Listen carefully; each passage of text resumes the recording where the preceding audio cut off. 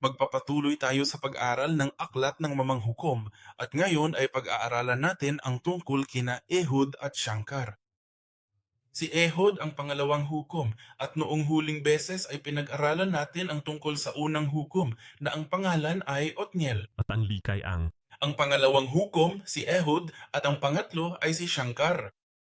At ang ating pangunahing sipi ay mula sa talata 12 hantong 5 hanggang sa ika-31 pero hanggang talata 15 lang ang nabasa natin dahil magkakasama tayo sa mensahe.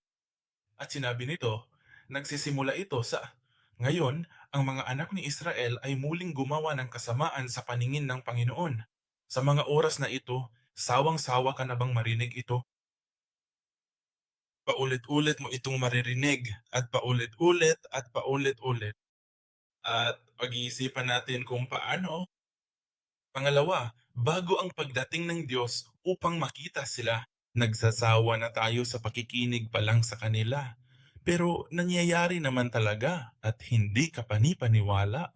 Ngunit ang salita rito muli ay adar sa Hebreo na nangangahulugang dagdagan o dagdagan. Kaya hindi na lang ulit yung dati. Lumalakas na ang intensidad. Ang kasalanan ay lalong lumalala ng lumalala sa bawat pagkakataon. Kaya paulit-ulit niya itong sinasabi. Kaya ano ang problema sa pagkakataong ito? Ano ang problema? Ang problema, sabi nito, kaya't pinalakas ng Panginoon si Eglon, ang hari ng Moab, laban sa kanyang pamamahala, dahil sila ay may kasamaan sa paningin ng Panginoon. At tinipon niya ang kanyang sarili, ang mga anak ni Amon at ni Amalek, at siya'y humayo at sinalakay ang Israel, at kanilang sinakop ang lungsod ng mga bomba. Ang mga anak ni Israel ay naglingkod kay Eglon, na hari ng Moab, ng 18 taon. Natatandaan mo ba nung huling namatay ang Kristiyano? Kristiyano? Gaano katagal? 8 katuig. Ngayon, sa pagkakataong ito ay 18 taon na. Okay? Gaano katagal sa tingin mo ang panahong ito? Hindi ito masyadong sumusunod sa isang padron. Marahil ay mas matagal pa. Bakit? Maari kayang may kaugnayan ito sa lawak ng kanilang mga kasalanan? Malamang. Aba, sa pagkakataong ito ay nagkaroon sila og bagong problema. Dati ibang hari ito. Ngayon, hari na ng Moab na nakiisa sa puwersa ng Amon at Amalek. Ito ay pawang mga inapo ng ating natutunan sa Genesis 7:4 kay Esau, mga inapo ni Naham, Ishmael at Esau na pawang pinagsama-sama rito.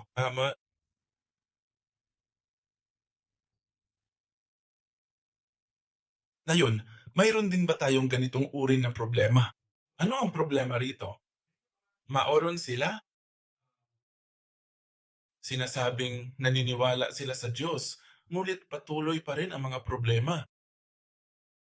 Akala nila namumuhay sila bilang isang mananampalataya, bilang isang santo. Ngunit ngayon ay labis silang nahihiya. Bakit? Nakakahiya na hindi man lang nila talaga masabi sa mga kalapit nilang bansa kahit alam naman nila. Bakit? Sapagkat ang mga banal at hinirang na bayang ito ng Diyos na dapat sana'y pinuprotektahan ng Diyos ay nahihiya, pinamumunuan ng mga pinakamababang tao. Ito ang mga taong sinabi ng Diyos, hindi kayo makakapasok sa aking pangkalahatang asembleya ng mga anak ng Diyos. Balikan natin ang Deuteronomio 23, talata 3. Sinasabi sa Deuteronomio 23, talata 3, gusto mo ba ako?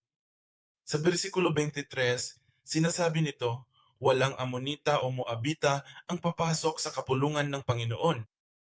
Walang inapo nila, bisan sa ikanapulo nga kaliwat, ang makasulod sa pundok sa Ginoo.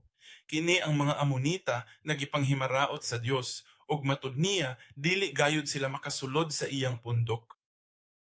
Apan kaniadto og karon, ang mga Israelita gigunita nila. Kadakong kaulaw. Exodo 1:7, Versikulo usa 3 ug usa 4. Kaya't tinalo ni Josue ang mga Amalekita at ang mga tao nito gamit ang talim ng tabak. Nang magkagayoy sinabi ng Panginoon kay Moises, isulat mo ito sa isang aklat na pinakaalaala at iyong sabihin kay Josue na aking lubos na pakawiin ang alaala ni Amalek sa silong ng langit. Ito ang sinabing Diyos tungkol sa Amalek. At ano ang nangyayari? Ang mga taong ito na sinabi ng Diyos ay buburahin ko sa alaala. Lumilitas, kayong lahat ay mga Israelita. Ang mga Moabita ay mga inapo ni Esau. Ang mga Israelita ay mga inapo ni Jacob. Ano ang biyayang natanggap ni Jacob? Ang iyong ina ay nasa ilalim mo at maglilingkod sa imuha. Pero ano ang kabaligtaran? Ano ang pangakong ibinigay sa atin ng Diyos? Malalampasan mo ang makasalanang mundo. Ang mga anak ng Diyos ay magiging leyon at asin ng sanlibutan ito. Pero parang ganun na rin ang pagiging pinag-uusig, inalipin sa pag-isip o sa espiritual ng mga kaisipan ng mundo. At pagkatapos ay anong nangyari? Talata 13, at siya'y nagtipon sa mga anak ni Amon at ni Amalek at siya'y yumaon at binigyan niya siya ng kaniyang langis at kanilang inari ang lungsod ng... Nasaan ang lungsod ng mga palma?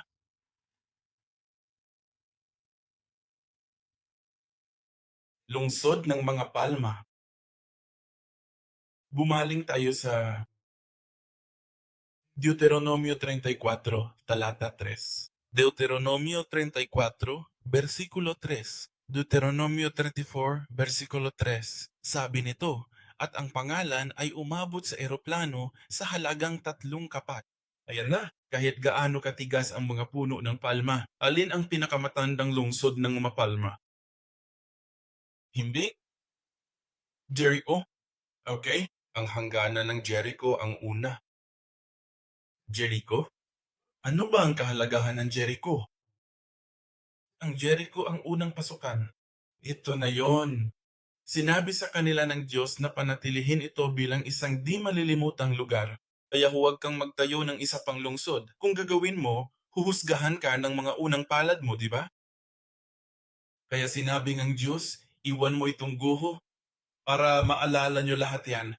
Ang lungsod ang pasukan na kumakatawan at nagpapaalala sa iyo ng dakilang larawan na ibinigay sa iyo ng Diyos.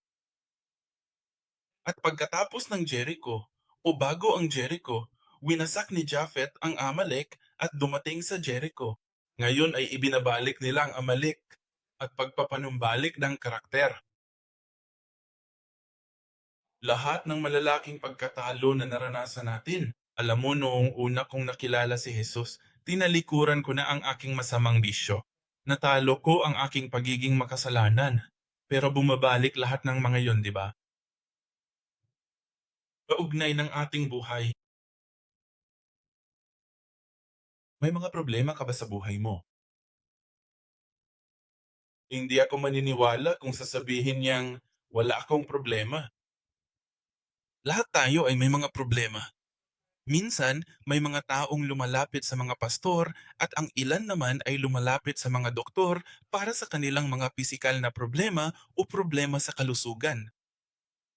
Ngunit kadalasan, higit pa sa sinabi niya, gusto nilang ayusin ng pastor o ng doktor ang kasalukuyang problema nang hindi na muling gagawa ng anumang problema. O baka ang sanhi ng problema. Guro, mayroon akong problemang ito. Maari mo bang ilagay ito para sa akin? Siyempre. Pero pagkatapos, ay pupunta ka sa pinagmumulan ng problema. Teka, hindi na natin kailangang pag-usapan yan. Hindi ko sinusubukang maging mausisa. At isipin mong pumunta ka sa isang doktor.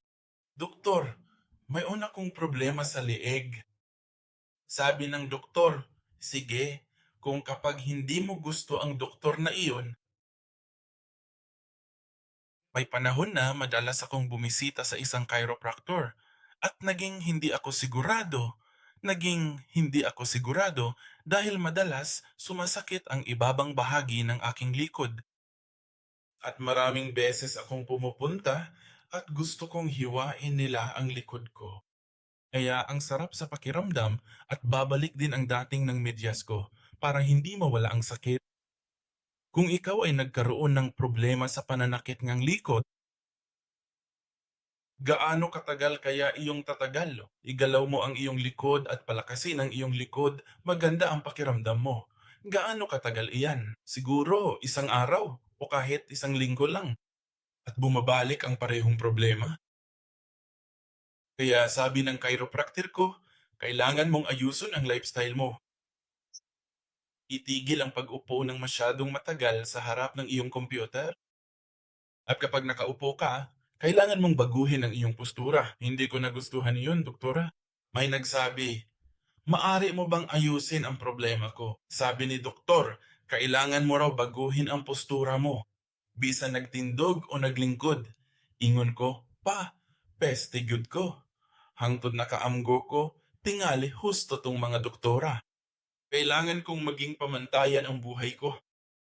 Kapag sinabi sa iyong mga doktor o ng pastor na kailangan mong baguhin ang iyong paraan ng pag-iisip, bantayan ang mismong paraan ng iyong pamumuhay, saka mo sisimulang hindi magustuhan ang mundo. Mahal ko pa rin ang doktor.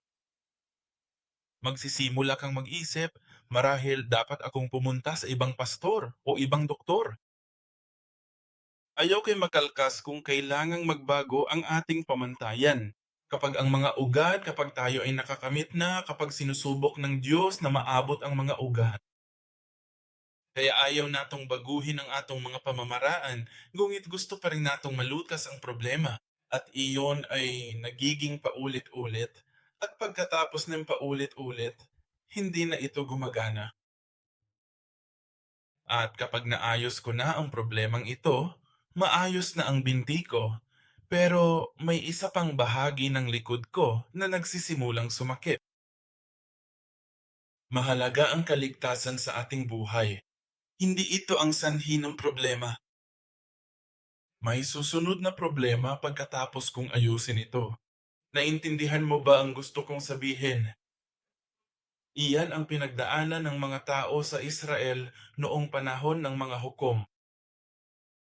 Kaya nga gusto nilang lagyan ng cast ang lieg o likod ko. Hindi cast pero alam mo yung mga yun? Ano ang tawag sa mga yun? Mga kulot na bagay? Alam mo, mga libing. At kapag nasa karera na ako, hindi ako nasasaktan kahit na napaka hindi komportable. Pero kapag natapos na ang karera, pagkatapos ng halos isang linggo, nasasaktan na naman ako. Bakit? At ang karerang iyon ay para mga hurado. Kapag ipinadala ng Diyos ang mga hukom at binagsak sila, ayos lang sila. Pero kapag wala na o namatay na ang mga hukom, nasasaktan na naman sila. Lasing na lasing sila at may problema na naman. At ano kaya ang mangyari? Ang mga pangungulit, paghatol at parusa mula sa Diyos ay nagiging mas paulit-ulit at mas madalas. Pero ang tunay na problema ay hindi natapos. Ano nga ba ang tunay na problema? Patuloy nilang inaangkin at nilinlang ang kanilang mga sarili na sila ay nagbayad na dahil tumawag sila sa Panginoon, dahil nag-alay sila ng mga handog sa Panginoon. Gayunpaman, kasabay nito, sa palagay ko, ito ang ikatong linggo niya binabanggit ko ito. Sinamba nila si Baal at si Asherah. Hindi nila inangkin na sumasamba sila kina Baal at Asherah, ngunit sa kaibuturan ng kanilang isipan, naniniwala sila sa mga ito. Sinundan nila ang kulturang ang kanilang mga nakagawian. Bakit ka maniniwala kay Baal at Asherah? Sa ngayon, sa palagay mo ba ay umiiral pa rin ang Baal at Asherah sa ating kultura? Sa anong mga paraan? Ano ang kanilang bagong pangalan? Labanan at Astha. Ano ang ibinibigay nila? Kaya ang ganda nila Batel at Azura ay pera, pera.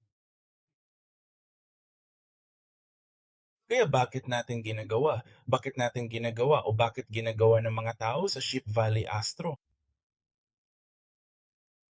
Ano ang mangyayari kapag nakakaranas ka ng karahasan? Kaya sinusunod ng mga Kristiyano ang Torah ng mga Babilonya. Hindi sila naniniwala. Sinasabi nilang hindi sila naniniwala sa mga ito. Sila ayaw intawan ni Ana. Mao nga ang sa akong mga chiropractor nga kauban nako nga miadto sa sementeryo, dako pagayod og edad o mas magulang pagayod kaysa kanako. Pero siya rin ay, alam mo na, nag-aayos ng, mga senior master, alam mo na, bumalik din. Pero siya yung babaeng sinabi sa akin, "Kailangan mong isipon ang tungkol sa grabidad. Kayang-kaya kang hilahin ng grabidad, pero ang ating gulugod ay dinisenyo ng Diyos sa paraang tulad ng isang spring ay komportable nitong kayang tiisin sa pamamagitan ng pagtawid sa hugis-es na gulugod." Tama ba? Pero kung patuloy kang yumuko, ang hugis S ay magiging tuwid na hugis o parang hugis V. Tama ba? At iyon, kasabay ng grabidad at mga pagyanig, patuloy itong nasasaktan. Wala na ang bukal at parang lupa na lang. At ang likod mo ay nabibigatan tuwing tatakbo o uupo ka kahit ano pa ang gawin mo. At kaya ka nasasaktan, kailangan mong tanggapin ang lahat ng bigat na bigat. Hinihila ka nito pababa ka. Kaya kailangan mong pagsikapan ang sarili mo para makabangon muli. Sa ganoong paraan, hindi sasakit ang likod mo. At malaking tulong iyon para patuloy akong mag-isip at baguhin ang aking tindig.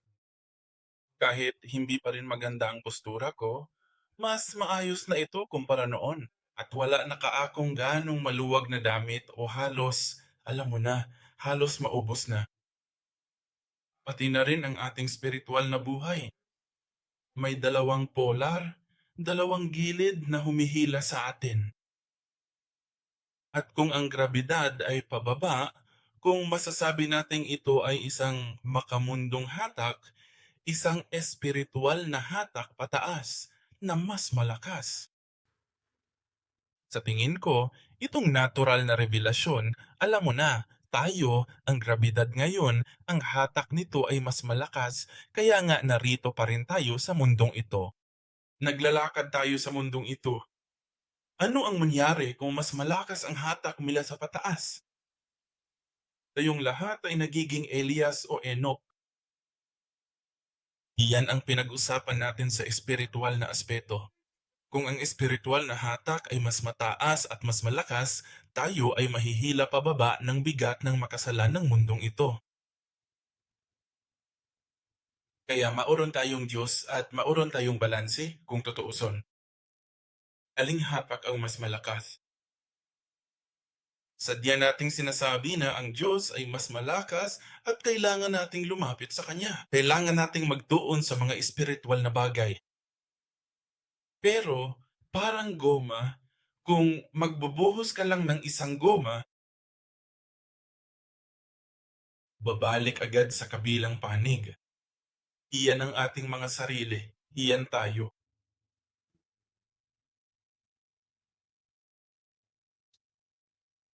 At maraming beses, pinag-uusapan ko ang bawat isa sa atin kasama na ang aking sarili. Minsan, ang pera o isang wastong instrumento ay sinusubok ang makipagkompetensya sa Diyos at sinusubok ang maunahan o mas mataas kaysa sa Diyos sa buhay ko. Kasagaran kitang nag-alagad sa Diyos ug sa kwarta, dungan. Kay di kinahanglan man nato kini sa kinabuhi. Siyempre, importante kini. Pero sulayi ang imong kaugalingan, pinaagi ni ining pangutanaha. Sinasabi nating kumikita tayo para faan, para sa ating mausarili, para sa ating muna sarili. Ganoon na ba tayo katatat? Sinasabi nating kumikita tayo o gusto nating yumaman, gusto nating manalo sa loto. Para saan? Para sa simbahan? Para sa kapakanan ng paggawa ng gawain ng Diyos. Tama, may narinig akong nagsabi at sa palagay ko totoo, kayo ang mga kasalanan ng mahihina upang maparangalan mo ang Diyos sa ikapitong araw. Tama, nagtatrabaho tayo upang ang atong buhay ay hindi maging kulang, upang komportable nato magawa ang gawain ng Diyos. Totoo? Totoo ba ito? Pwede kang magtanong, pwede mong sagutin ang sarili mo. Pero ano ang dahilan? Nakadalasan, ang mga tao ay nagiging madilim at nagugulo sa simbahan. Bakit? Sinasabi nating tayo'y gumagawa para sa Diyos. Lahat ng may oron ako'y sa Diyos. Ngunit kapag sinabi ng pastor, kumapit ka, magdilim ka. Kapag ang simbahan ay nagtitipon, nagtatayo, nag-aalay, ang mga tao ay nagiging madilim. Alam mo ba kung tungkol saan ang karamihan sa mga talinghaga ni Jesus? Ang turo ni Jesus? Maari mo silang bilangin. Ang mayorya ay higit sa 50%. Masasabi ko pa ngang mahigit tong 3/4 o 2/3 ng mga turo ni Jesus ay tungkol sa pera. Bakit? Sabi ng Biblia, kung naasaan ang pera mo, naasaan ang puso mo. Nasa puso mo ang pera mo. Hindi literal na pera ang tinutukoy ni Jesus kung naasan ito. Hindi niya sinusubukang kumita mula sa amin. Pero ang sinasabi niya, naasan ang pera ninyo? Sa lumang tipan, patuloy na sinasabing Diyos, ang mga taong ito ay sumamba kay Baal at kay Asherah. Sabi ni Jesus sa bagong tipan, kayong mga tao, ang pag-ibig sa pera ang ugat ng lahat ng kasamaan.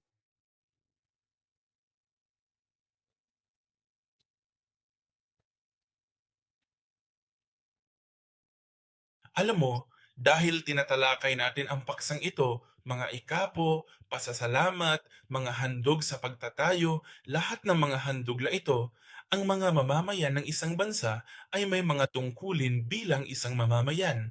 At isa na rito ang pagbabayad ng buwis.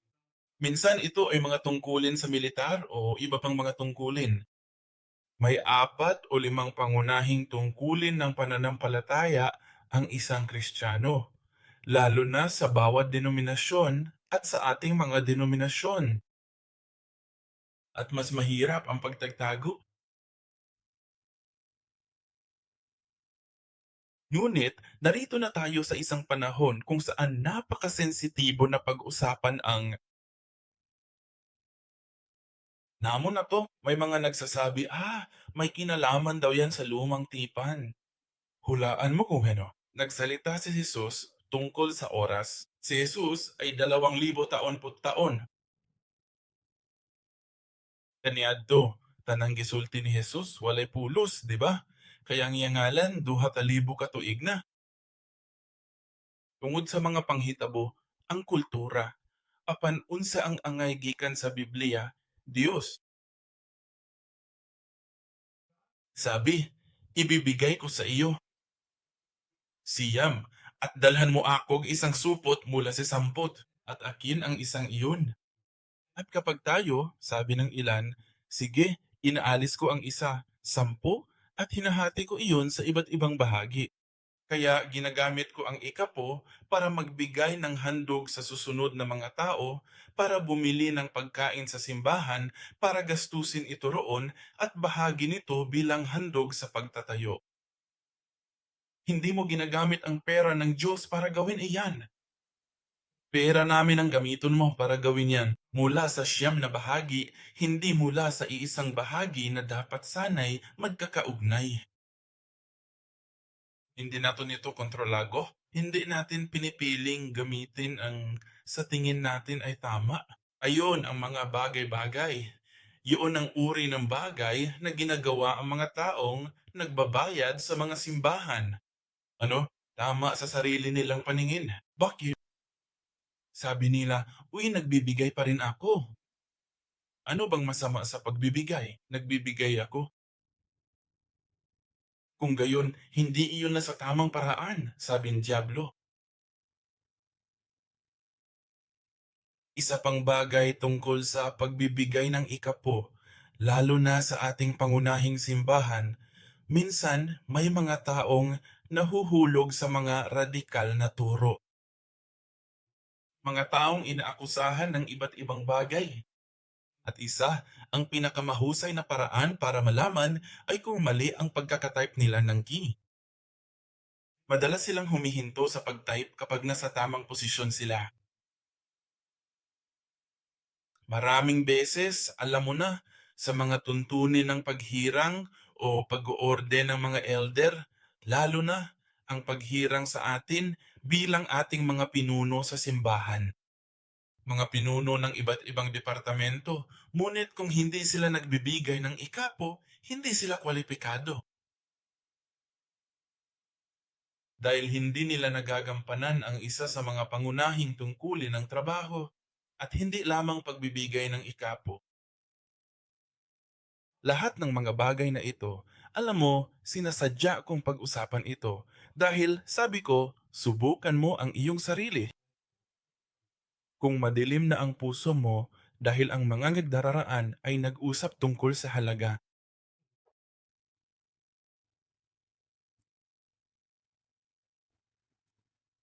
Ismaili Mahmud Keder, nganong nahitabo man kini, mubalik pa man kita sa karaan nga panahon sa mga hukom, nganong padayon gihapon nga nagbalik-balik kanila kining maong trauma.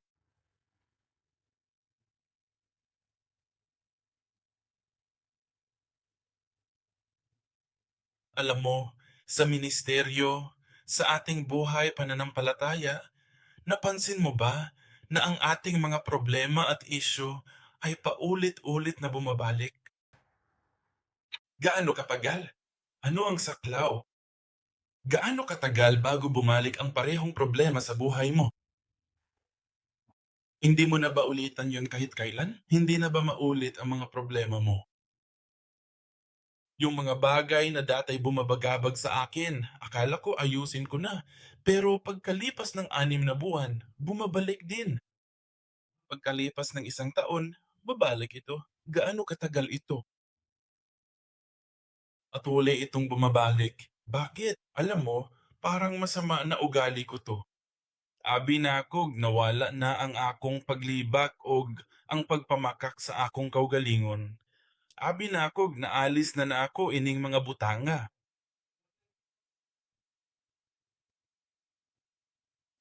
Apan nibalik kini. Nagreklamo ang mga Israelita sa kaminghawan, di ba? Sigig pakiloyoy. Bakit? Alam mo, hindi naman dahil wala silang testimonya, di ba? Hindi dahil walay silang banal na sumpa, ang pananampalataya, hindi dahil hindi sila naniniwala sa Diyos. Apan tungod kay ang pagtuo, dili lang bahin sa paghandom og tao sa imong kinabuhi. Matapos mahati ang dagat na pula, nakakita ka na ba ng tubig na nahati ng ganito? Sa tingin mo ba, kung makikita mong nangyayari iyan, maniniwala ka sa Diyos magpakailanman nang hindi nagkakasala laban sa Kanya? Ama, ibig kong sabihin, pumunta ka sa pupunta ka sa dalampasigan, pupunta ka sa karagatan, sa dagat, at makikita mo ang dagat na humahati at maaari ka nang maglakad patawid. Kung maroon kang karanasan, kung mararanasan mo iyan, kaya mo ba talagang bubuti ang iyong pananampalataya? Sa tingin mo ba? Paano naman ang mga Israelita? Tumagal lamang ito ng 3 araw hanggang sa nagreklamo sila sa kanya. Bakit? Dahil ba wala tayong mga kamangha-mangha at kahanga-hangang karanasan, kaya tayo hinahayaan ng Diyos na pagdaanan? Hindi ang Diyos, alam mo na, sinasabi natin, wow, ang Diyos ay mabuti, ang Diyos ay napakabuti. Pero pagkatapos ng ilang araw, nagreklamo na naman ako. Bakit?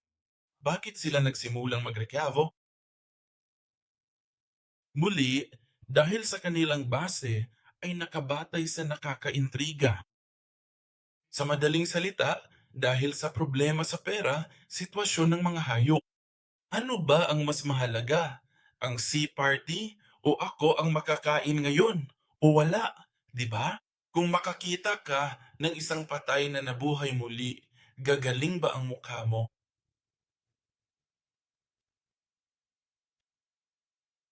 Hindi ko siya nakita. Akala ko natutulog siya sa isa sa mga upuan. Pero muusab ta. Sa pipila ka panahon, ingon ani ang tanan, apan adlaw gihapon kini sa pagsuhid. May tendensya tayong makalimok. Bakit may pagbabago? Ang lahat ng mga hukom na ito, noong panahon ng mga hukom, bawat hukom ay ang bawat tao ay may bawat hukom, ay may mga kamangha-mangha at mahimalang patotoo kung saan hindi nila maipaliwanag maliban sa ito ay tiyak na Diyos. Kung gayon, maari na silang bumalik sa pagsamba sa Diyos mamaya. Bakit? Muli, dahil sa grabidad, nandito tayo sa mundong ito. Okay, okay, nabuhay ang lalaki niyon. Sige, pakiusap. Gusto ko yan. Sa ngayon, wala akong makain. Wala ko, hindi komportable ang buhay ko. Oo, sa tingin ko ay ganoon ang parte sa Seaworth. Naniniwala ako na ang lalaking iyon, si Rosa, kasama ang hindi ganoon kakomportable ang buhay ko ngayon.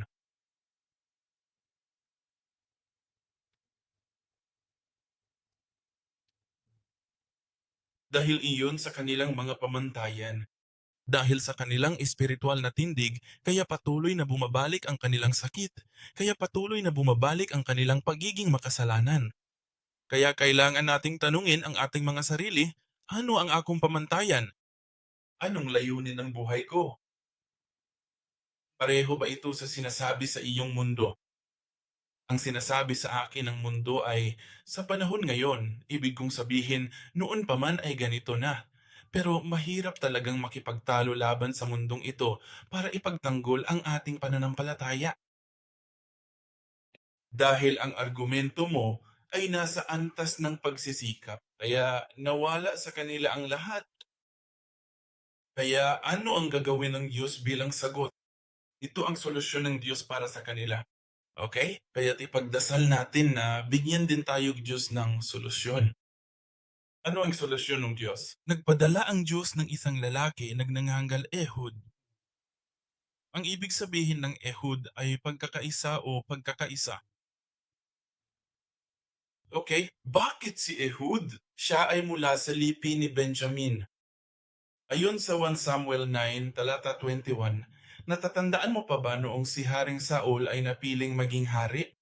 Napakamapagkumbaba niya na ho. Sinabi niya, ako ay mula sa pinakamaliit sa mga tribo na siyang tribo ng Antokya. Kaya ang lalaking ito, si Andrew, ay nagmula sa pinakamaliit na tribo at may depekto siya sa katawan.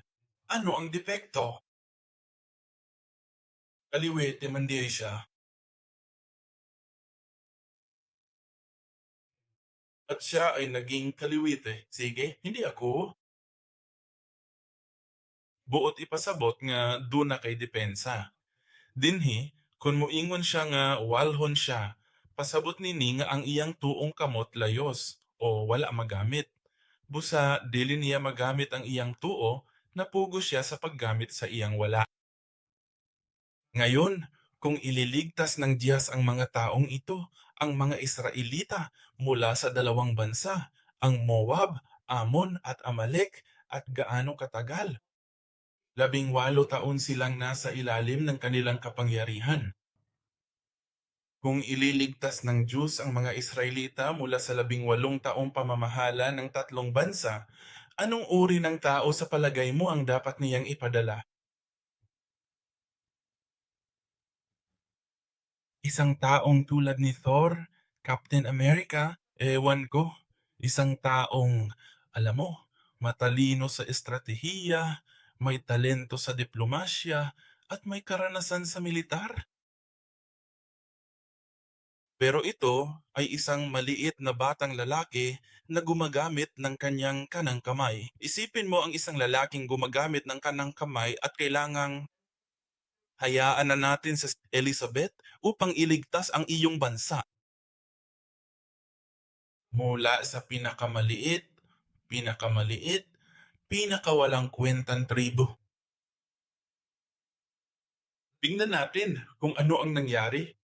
Kaya't magpapatuloy tayo sa pagbabasa mula sa talata 16. Ngayon ay nasa bersikulo 15 na tayo. Ngunit nang dumaing ang mga anak ni Israel sa Panginoon, dumaing sila sa Panginoon, ang Panginoon ay nagbangon ng isang tagapagligtas. Kaya nga ang Diyos ay naging tagapagligtas nila mula sa kanila. Si Amod, anak ni Gera, ang Benedict, isang kanang kamay na lalaki, at ang mga anak ni Israel ay pinadalhan niya ng tributo kay Eglon, ang hari ng Moab, at gagawa siya ng isang espada na may dalawang talim, na isang siko ang haba. Gaano kahaba ang isang kuget?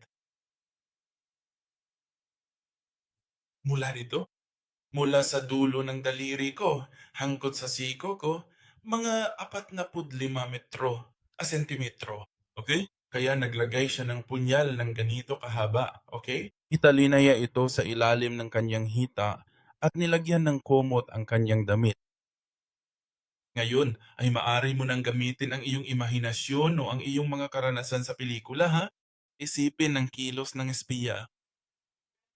Hindi magagamit ng kanang kamay, ng kaliwang kamay pare. Naglagay ng mahabang espadang may balaraw sa dalawang talim ng kutsilyo ni Cupido at isinukbit niya ito sa kanang hita niya. Bakit? Isulat, kaliwite siya. Gihatag niya ang gasa kang Eglon, ang hari sa Moab. Karon, si Eglon tambok kaayo. Maisip mo ba ang isang lalaki?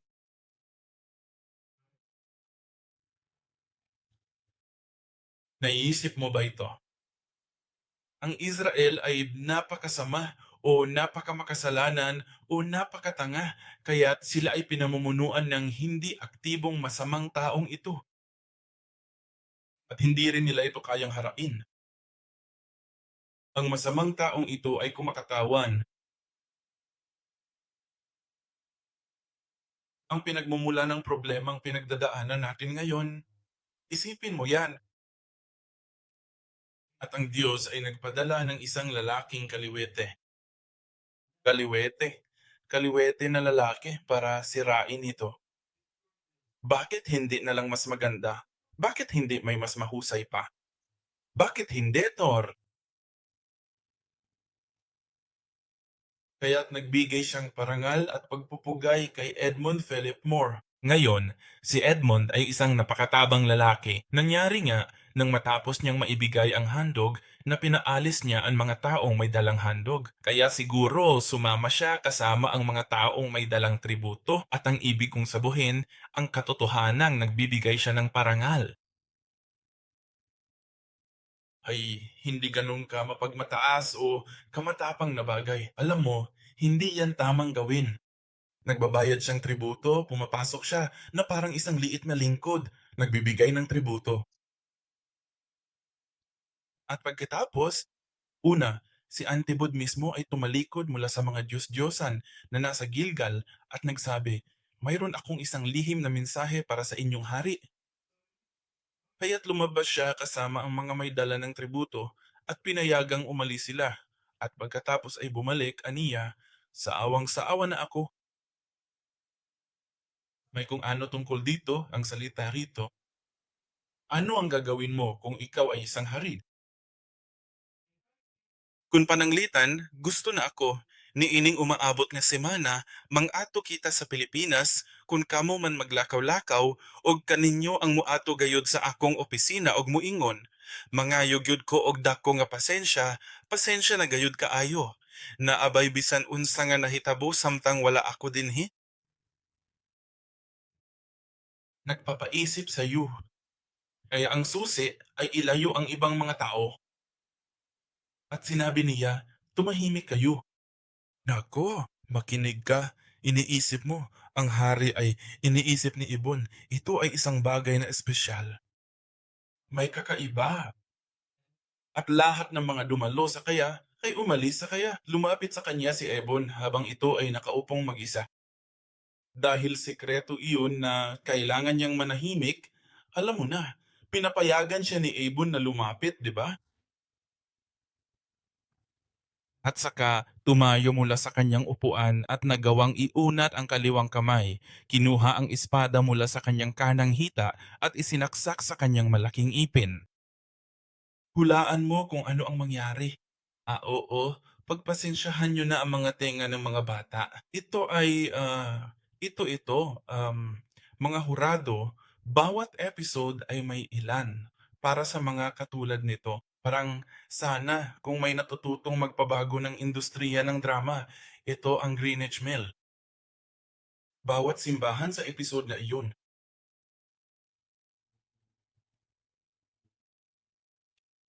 Doon sa Green Valley, pumasok din ang kamay na ginamit pagkatapos ng ulan.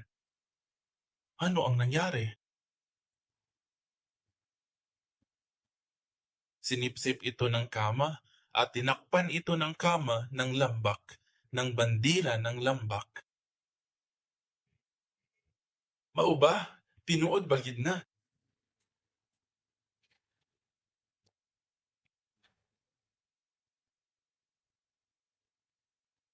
Kinain ang talim at ang hawakan. Dayon, gilagari kini sa tiyan o gilabay sa sulab kay wala man niya biraha ang espada gikan sa iyang itom nga tiyan.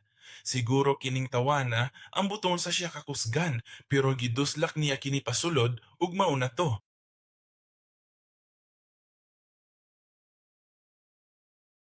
Ambot ko nahibalo ka, pero naipit na ko siya sa gym. Oo, gibuhat to nako. Pero nakasugat kog reporter sa radyo. Gisultihan ko niya bahin sa maong lamaki. Unya na dasmagan siya. Og human niya na. Lumabas na ang mga review. Ibig sabihin, patay na siya. Gustong gusto niya ang kakayahan, ang lakas upang mapanatili ang kanyang balanse. Team?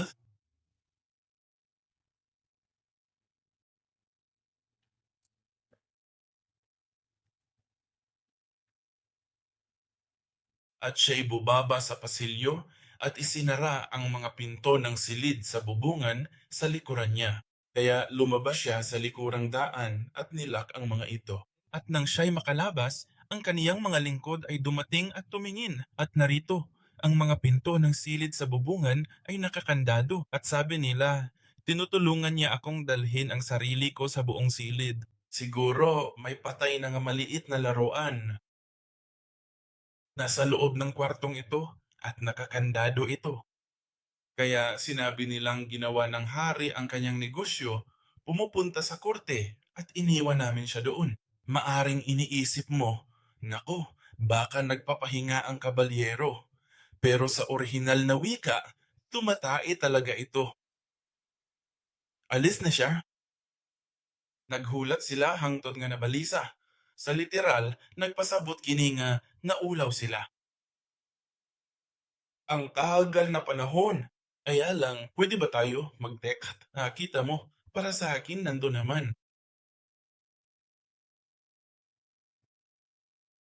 Okay? Hanggang sa sila ay naging balisa. Ngunit, narito ako ng may pagkabigla. Okay? Masdan mo, ginawa na yung binuksan ang mga pinto ng mga silid na may bubong na taper. Kaya't kinuha nila ang susi at binuksan ang mga ito. At narito, ang kanilang Panginoon ay nakabulagta sa sahig at patay na. Nakatakas si Emo habang sila ay walay kabuluhan at dumaan siya sa mga Diyos-Diyosan at tumakas patungo kay Sarah. Dumating ang mga iyon nang dumating siya. Unya may patingog siyag trumpeta sa kabukiran sa Ephraim ug ang iyang mga tao mikuyog kaniya gikan sa bungtod. Siya ang nanguna og miingon, gitugyan sa Ginoo ang inyong mga kaaway nga moabita sa inyong mga kamot.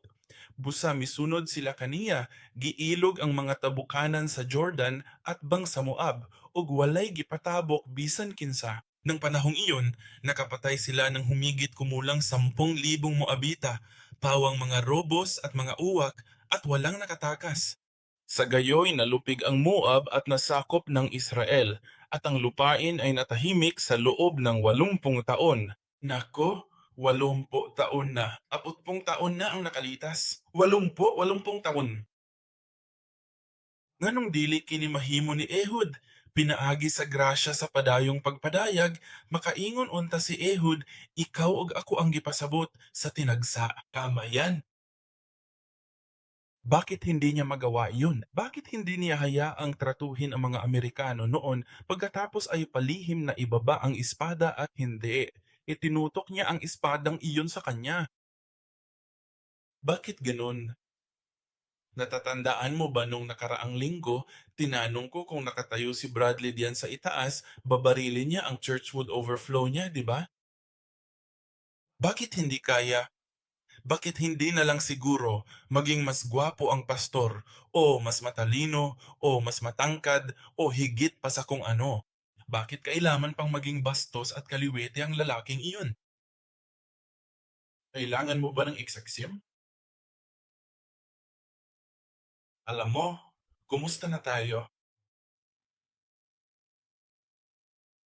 Gaano kaya kaganda kung alam mo na, kung tayo nga, bawat miyembro ng simbahan o lahat ng gumagawa ng gawain ni Juan ay mas matalino kaysa sa lahat ng ibang tao o mas gwapo o mas maganda kaysa sa ibang tao ang makakapagtalo ng mas mahusay.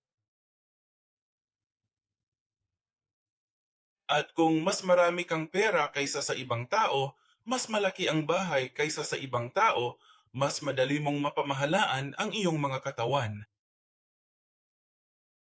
Pero bakit? Hindi naman ganon, di ba? Ito ba? Hindi ganoon ang kaso. Bakit? Ano ang sinasabi ng Diyos? Tingnan natin ng isa pa. Isang taludtod lang ang Shankar, salamat sa views. Gusto ko na si Shankar ngayon. Versikulo 31. Bibigyan kita ng pagkakataon. Bibigyan kita ng pagkakataon. Sino ang bumaba sa 600 Philistines gamit ang isang OX code? Ano ang isang OX code? Isang akpat. Nakakabagot na ito ngayon na. Pero wala siyang kwenta. Hindi siya isang tao. Isa lamang siyang baka. Ano sa tingin mo siya noon? Ano ang trabaho niya noon? Malamang isang wilgista o magsasaka, isang ordinaryong tao. Ang mga koponan na ito ay kilala bilang lobos na pinahalagahan at malalakas na mandirigma. Maiisip mo ba ang isang lalaking walang espada, walang baril? Kahit baril pa, halos imposible iyon, di ba? Ang galing naman ng ibinigay mo. 6 na gatos nga susi ng pulis. Imposible nito. Ano ang sinusubukang sabihin ng Diyos sa pamamagitan ni na Daniel at John Carpenter? Sinasabi ng Diyos, napakatanga ninyo. Kaya, hindi ko dapat sinabi yun ng ganito kahaba. Dahil pinamumunuan kayo ng nahangal na ito sa loob ng 80 taon. Kapag ang isang maliit na kaliwete ay kayang talunin siya sa magdamag, gikan ka sa mga Pilistiyo, apan kining gamayng tao nga may bitin, nakapildi og unom kagatos kanila. Sinasabi sa atin ang Diyos na wala lang ang problema mo. Hindi problema mo yan. Nakabalik ka na sa loob. Hindi galing sa liig mo ang sakit ng liig mo. Hindi problema ang problema mo. Ang problema, nagtitiwala ka sa ibang bagay at nagrereklamo laban sa Diyos. Nasaan ang pamantayan lo? Naasaan ang iyong tindig ng pananampalataya? Ang sakit ng likod mo. Tapos na yun, nagreklamo ka pa na masakit ang leeg mo. Hindi, ituwid mo muna ang likod mo. Ituwid ang iyong postuna. Ayuson mo muna ang iyong pang-araw-araw na buhay, ang iyong mga espiritual na tungkulin bilang mga banal ng Diyos. Pagkatapos ay makukuha natin kung ano ang mangyayari sa problema. Pinili ng Diyos ang lalaking kaliwite, isang lalaking pilay sa kanang kamay, para ipakita sa kanila ang isang bagay. Pinili ang Diyos ang isang maliit at karaniwang tao na mataba para ipakita sa kanila na basta't sila ay ipagkakatiwala sa mga kamay ng Diyos. Maliit lang na patpat, pero depende kung sino ang may hawak. Hindi si Shankara mismo yon, literal. Ang Diyos ang may hawak ng tungkod para sa kanya.